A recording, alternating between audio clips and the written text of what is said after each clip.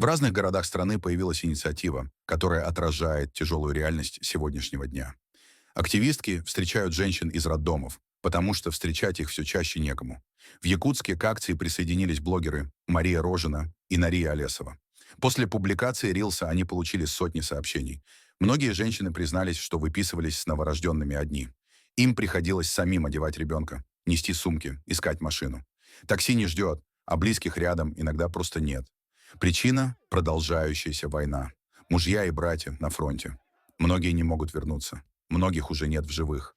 Республика остается одной из регионов с самыми большими потерями, и все больше семей оказываются без мужчин. Мария и Нария помогают тем, кто сейчас сталкивается с одиночеством в самый уязвимый момент жизни. Магазины города поддержали их и помогают мамам и детям. Но так быть не должно. Семьи должны быть полными. Женщины не должны встречать материнство в одиночестве. А дети не должны оставаться без отцов. Эта война не защищает наш народ. Но именно наш народ несет самые тяжелые потери. Люди платят жизнью за то, что к ним не имеет отношения.